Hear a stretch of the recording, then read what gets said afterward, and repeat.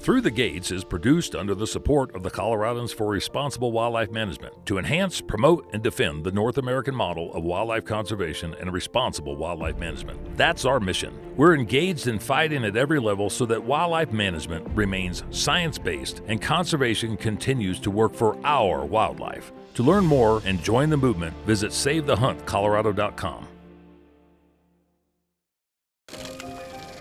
The North American model of wildlife conservation is the greatest conservation model in the world. It's a success story that should be shared and celebrated because everybody is a part of it. Well, we got another short episode of Through the Gates to Save the Hunt, and there's a couple individuals on this particular edition, Mr. John Alice with the United Houndsmen of Colorado and Austin Parr with Discount Fishing Tackle that we're going to hear. Both of them were at the commission meeting last week in Pueblo, Colorado, and they got to hear a lot of things that are going on within the Colorado Parks and Wildlife Commission. And as you have probably been paying attention to in some regard, there's a lot of things that people just sit and shake their head and go, why the hell is anybody discussing what they're discussing? Last week, there was a live fishing bait discussion at the Colorado Parks and Wildlife Commission. I would encourage anybody to go back on the YouTube channel so you don't have to listen to me, because what I would convey would probably be something that most people would say, oh, it couldn't have happened like that. You ought to listen to the hour and 20-minute conversation about live fishing bait, and you tell me how that this won't be interpreted or affected in any way, shape, or form when it comes to either the utilization of fur-bearing animals or being able to just pursue game as a whole because of what might be deemed as fair chase. Another component that we have to be paying attention to is we've got the Beaver working group, the focus group, and the fur bearer working group that are coming up. And we're in the middle of those processes, but there seems to me maybe some concerns about how some of that stuff might be played out. And we'll be able to give updates over the course of the next several weeks in reference to both of those particular focus groups. But those are going to lay the plan out and give kind of the tone and narrative for what we're looking for to probably happen sometime between October and March and May of next year in the state of Colorado. Listen to John Alice, listen to Austin Parr of their perceptions. And these are the sort of things that we're looking for support and determination from the thoughtfully minded sportsmen and women in the state of Colorado to engage, because the fight ain't over and it's only going to continue to get worse. So in the meantime, listen, subscribe, share, comment, and help follow Through the Gates to Save the Hunt. So we're here with John Alice with United Houndsmen of Colorado. We've been doing a lot of things over the course of the last week with a special legislative session that's taken place. We've been at the Colorado Parks and Wildlife Commission, and we've got the legislative barbecue tonight, and the Colorado Wildlife Conservation Project met here in Pueblo over the, I think, Wednesday. And so I just wanted to reach out to a few guys that have been showing up regularly. We got John Alice with the United Houndsmen of Colorado. John, what brought you to the point where you said, I need to engage and I need to participate and take time out of my busy life to be able to make sure that we represent whomever we're representing and whatever level we're doing it? Well, prior to Proposition 127, I kind of always felt like there was somebody at these kind of meetings representing me. I felt there was somebody out there doing it for me. But through the process, we realized that we're the ones that need to be here. There's not somebody else for us. Sportsmen need to be showing up. Obviously, Dan Gates is at all of them, and I just kind of felt like it was, as far as going to the commission meetings, it's the best thing I can do for our hound organization at this point. I've got the time to dedicate to doing this. I do take time out. I work a regular job, so I do have to take my vacation time that I'd probably rather use spent hunting. But I think it's important, and I wish more sportsmen kind of understood how this commission worked and the effect we can have by being here.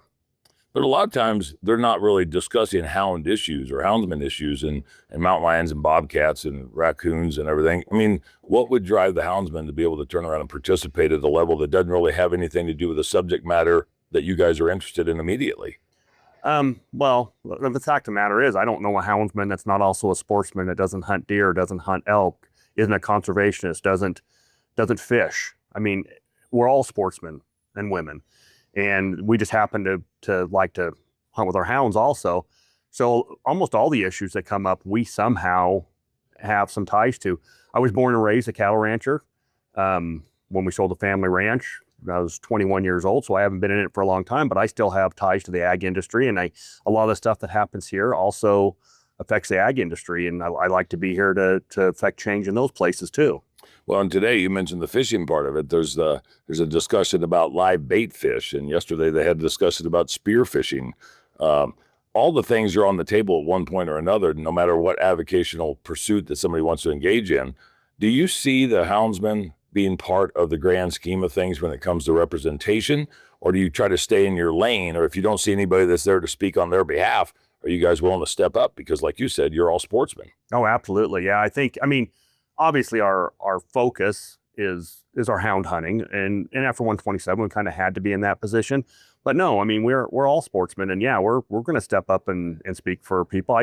I think about this live bait ban today, and I've got granddaughters, and they love to fish. They live in Mississippi. They're going to be up here all fall. I like to be able to take them fishing. Any kid going fishing, you're not going to hand them a fly rod, a 4-year-old a fly rod, and say, "Here, start fly casting." Exactly. And our sport needs the young people to grow. And I think this bait ban, all it's going to do is drive people away from the sport of fishing, and especially young people. So yeah. And they're talking about live bait, but hell, I mean, at some point they could be talking about night crawlers and absolutely grasshoppers and crickets and leeches and everything else. Absolutely. And the important thing to remember too is this goes against what CPW, what their biologists have already dealt with this. They've got certain bans on certain types of live bait in certain places. The people that need to be making the decisions have already made the decisions. This thing that's coming today is a citizen's petition, mostly funded out of state.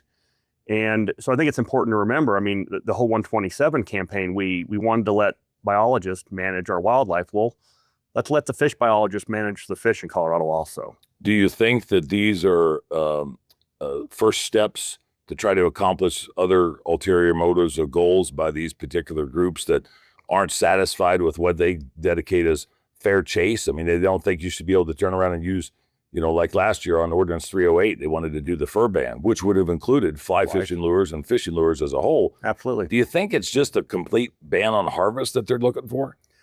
I think they're going to take any win they can get. I think everything's an incremental step to their ultimate goal. And their ultimate goal is to eliminate us from hunting and fishing. If you had your druthers, what would you be rather doing today? Oh yeah, no, I've got a bunch of stuff I need to get ready before archery season. That I got tree stands that need hung. I've got all kinds of stuff that I need to be doing. But this is important. Being at these commission meetings is important. The tree stands will get hung later. So, but no, if I had my druthers, I would rather not be here. These aren't fun meetings. I don't want anybody to think they come to one of these and it's a lot of fun, but it is important. It's more agonizing than fun. Oh, absolutely. Yes. Yeah. You end up going home and having some sleepless nights thinking about some of the stuff that was said and some of the things that are coming our way. Sometimes you don't want to see how the sausage is made, and this is the example of. Well, and over the course of the last month, since the last commission meeting in Grand Junction, there's been a lot of bantering back and forth on social media about the one individual that was talking about eminent domain, turning around and taking the ranches and the farms and turning them into like wolf properties and sanctuaries. But then he even mentioned the talk about wilderness areas and being able to make sure that no people got into the wilderness areas because wolves needed to be able to have that. There's a mentality out there that the solution should be their way and not the public trust doctrine way, not the public lands way. Do you see something to where some of that message is maybe going a little too far, and even people that not necessarily were interested in it before starting to pay attention? Yeah, and I think the gentleman at Grand Junction that said that, I think he said the quiet parts out loud. Yes. And so I think everybody needs to pay attention, because that is the ultimate goal of a lot of people. The whole rewilding movement is, he just said it out loud. And I was glad I was there to hear it, and I was glad I was able to share it with a few people. It made its rounds all over the place, and I think, but yeah, we need to pay attention, because he just said the quiet parts out loud. Yeah, when people start talking about removing farmers and ranchers off the landscape and then turn around and making it like some wolf sanctuary or some wildlife sanctuary that is private land. We're not talking about public land. We're talking about private land. The ideologies and perspectives of different people and different organizations that they bring to the table a lot of times aren't going to resonate with our side, but they're starting not to resonate with the general public too, because the public realizes that they're part of the process. Yeah, we all have to eat. The ag industry feeds us all.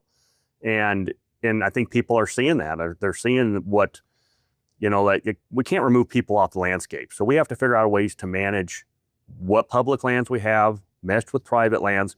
Wildlife lose if the private landowners can't manage their land appropriately. And a gentleman like him that wants to take it away, that just makes hard feelings among everybody.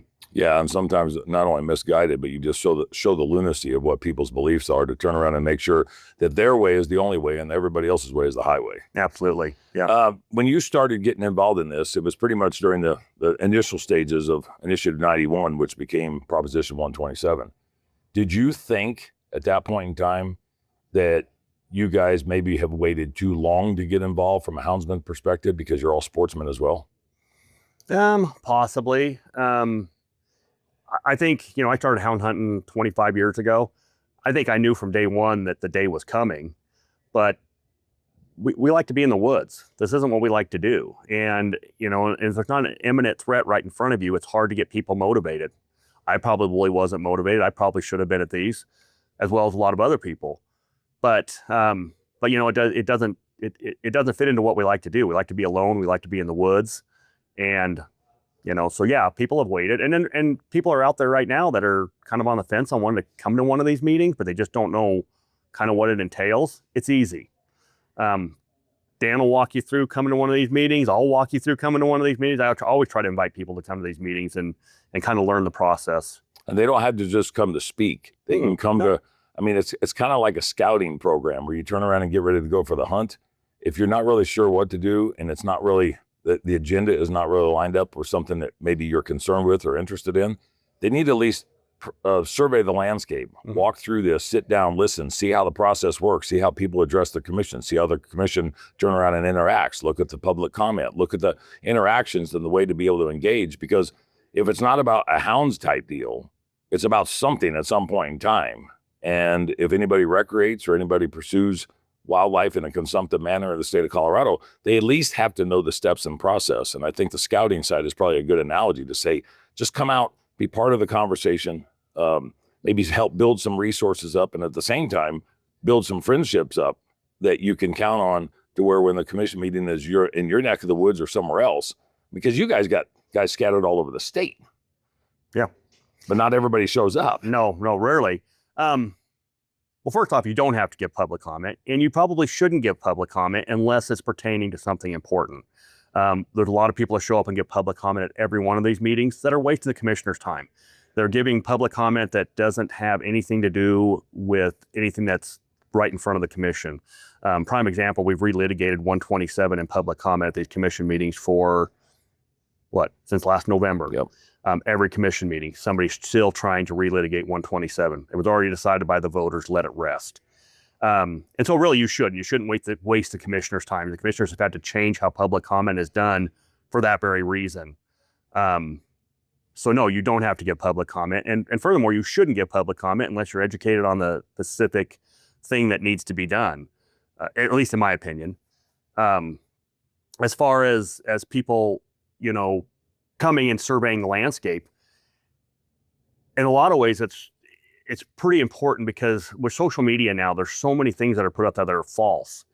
And you come here, you get educated on things, and you can do all of us as sportsmen favors by being educated and being able to dismiss some of the stuff that gets circulated around social media, just because you'll be educated and learn some of the stuff here that you otherwise wouldn't. We need to understand, anybody that's interested in participating at this level, they need to understand that just because you came and gave your minute or 2 minutes or 3 minutes of testimony, don't get defeated and discouraged when they don't turn around and do exactly what you want. This is a democratic process, and elected officials are giving appointments to individuals that might not see eye to eye like what some people do, but it's not an immediate solution. It's part of the process to make sure that you work through the hoops and the hurdles and the hitches and the giddy-ups, whether it's at the commission meeting or at the General Assembly. You guys have started to play significantly at the Colorado State Capitol, along with the Colorado Wildlife Conservation Project, supporting CRWM and vice versa. You're playing at this level. From a houndsman's perspective only, what would you recommend to guys that aren't members of the association and aren't participating in this and just standing on the sidelines waiting for somebody else to do the yeoman's work for them? Well, that used to be me. I thought somebody was here doing it for me. And it's just not the truth. We all need to be out there. If you like hound hunting, you want to continue hound hunting in Colorado, you really need to get involved. You may not need to get involved at this level, but our organization is small. We need more people in it. We need more people that are willing to step up and help us with things. And we all spend a lot of money on hunting equipment, on dogs, on everything else. We're all guilty of not giving enough to try to preserve what we already have. And so that'd be my message to anybody out there that's a houndsman. From a houndsman perspective, step up and try to jump in and don't just assume somebody's doing it for you. John, on a final note, what are you getting ready for? You said archery season, but you got other seasons coming up as well, and there's a lot of time between now and the beginning of lion season. What are you doing over the course of the next 60 days? Let's see. I've got an archery elk license. I've got bear license. I've got a couple of hunts that I'm going to be guiding. And my wife has got third season bull tag. My son has a couple of tags. So we've got a pretty busy fall. And our primary source of food in our household is game meat. And so we take these hunting seasons very seriously. They're recreation for us, but they're also substance for our family.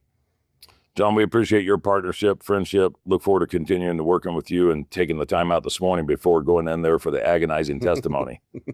No problem. I appreciate all you do for us, Dan. John Alice with the United Houndsmen of Colorado. Thanks, John. If you want to support a company that supported the efforts to defeat Proposition 127, then you need to support Davis Tent. Davis Tent has provided quality canvas goods for outdoorsmen for the last 50-plus years. For more information, go to davistent.com. If you want to support another business that was instrumental in helping us defeat Proposition 127, check out Salida Gun Shop. Salida Gun Shop in Salida, Colorado provides quality products, expertise, and knowledge from individuals that actually do what they sell. Go to salidagunshop.com. Listen to the advice of Cameron Haynes and support companies that are supporting your cause and your efforts. Minturn Anglers is one of those companies. Minturn Anglers provides product and fishing excursions in Colorado and are second to none. For more information, go to minturnanglers.com. So we're here with another edition, and in addition to what we were trying to do for a little bit of an update with Through the Gates. And we just are completing day 2 of the Colorado Parks and Wildlife Commission meeting. I'm here with Austin Parr with Discount Fishing Tackle. Yes, sir. This is the first meeting that you've been to essentially for testimony, correct? Yes, it has. And, I'm very passionate about these issues, but this is one that I finally attended. What was the main impetus to try to get you down here and what you were interested in? Well, this particular one was about a live bait fish ban that was being brought on by a group out of the UK in disguise with aquatic nuisance species. And of course, we're very concerned with aquatic nuisance species, but this particular group is a big anti-fishing group that American Sport Fishing Association has been following for quite some time. Did you think that the Parks and Wildlife Commission would have this much conversation on something that seems so simple to the average person? Unfortunately, I kind of did. I mean, it's one of those things that in this day and age, I think it's start expecting the unexpected from the commission at the moment. Were you kind of surprised at how long it took for them to get the point across and what they were trying to accomplish? Yeah, absolutely. I mean, I think we were in there for maybe close to an hour on testimony from... Talking about live bait. Yeah. And talking about essentially imported live bait. Live bait fish, they all come from out of state, all certified. And now I want to make note that the commission was instructed by CPW on the staff recommendation to deny this. And it still took over an hour to be able to listen to the staff opinion. What was your first opinion about the way that they handled this entire process of a vote and trying to either adhere to or step away from staff recommendation? I mean, I think some commissioners felt like going toward staff opinion. It seemed like they didn't sway from that a whole lot, but then there were a couple of other commissioners that really moved away from it, and even one commissioner that denied 2 petitions with staff recommendation and went the opposite direction of staff recommendation. So last year during Ordinance 308 and Proposition 127, you were cognizant because your business is in Denver. Absolutely. You were aware of what was going on, and the fishing industry actually came into the limelight as far as a voter initiative in the city and county of Denver, because it would have banned the utilization of flies or artificial lures with any sort of fur on them. Exactly. And fly tying material. And fly tying material. Yes. Did you think that any of those things would have potentially passed when you first saw that stuff come out? You know, I did. And I mean, I was a vocal proponent of the opposition of both of those measures. I'm an avid hunter as well. And I feel like all of this, as we've discussed, is one of the bellwethers toward hunting and fishing in the future in this state. But I was surprised that neither one of them wound up passing. Did you think through your observations that at some point in time last November, you said, I need to get involved in some capacity, and what the hell do I got to do to do that? I did that in the middle of the summer. I mean, once I started to figure out about all this stuff, I mean, we had big social media campaigns against both me personally as well as with the store, and wound up talking to all of my customers that came in. And my small impact, I like to think, still made a difference, but hunters and anglers weren't asleep at the wheel on that particular one. And I think it obviously did make a difference. Give me your perspective of some of the other testimony that you heard today from people that were supportive of this particular issue, and what some of the other proponents of other measures have brought up. Yeah, so I mean, as far as the live minnow issue, it appeared to me that all of the support came from the group Upstream Advocates and Upstream Policies. So that particular group, like I mentioned, is an out-of-country funded animal welfare group. And to me, at least, that was the majority of the testimony there. There was a couple that just kind of threw it in passing. All the testimony in favor of it came from the fishing industry. But then, as we've discussed here just shortly, the amount of testimony from the wolf elements, prairie dog and beaver management and hunting all were addressed in a relatively negative fashion. And it was shocking to be able to see that the lack of the hunting and fishing community here actually in support of what we love to do.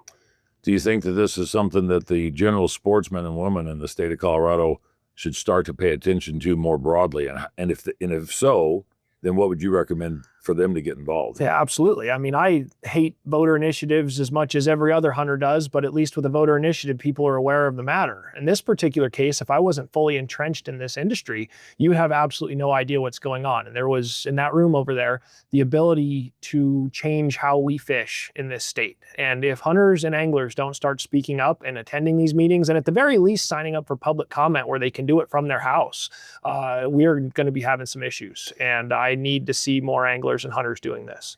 So if somebody isn't familiar with this process, Austin, and we've talked about this with many other people, what would you recommend for them to do to start paying attention, get involved, without necessarily just jumping in and showing up to be able to turn around and provide public testimony? Sure. How do they get involved? I mean, what did it take for you to start paying attention and actually dip your toes into it? Well, I was given this information from some other industry guys that were hearing from this from the inside of CPW.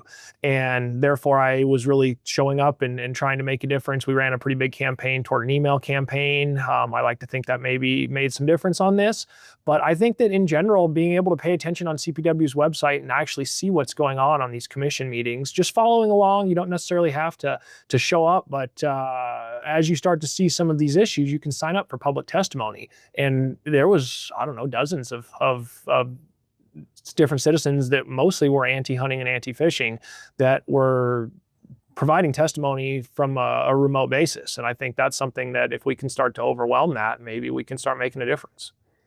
Are you concerned with the way the process is, or do you think the process is as good as what it can be given the circumstances? I mean, I think we're in a challenge when we're talking about the types of commission members that are there. And I think that's the big challenge. I mean, the process, I mean, in general, the minnow situation worked out in the favor of CPW being able to provide what their recommendation is. But the challenge here is that they did not have to listen to the recommendation of CPW. And I think that when you are removing biologists from the scope of rulemaking and the scope of actually making decisions, that's where my concern really lies.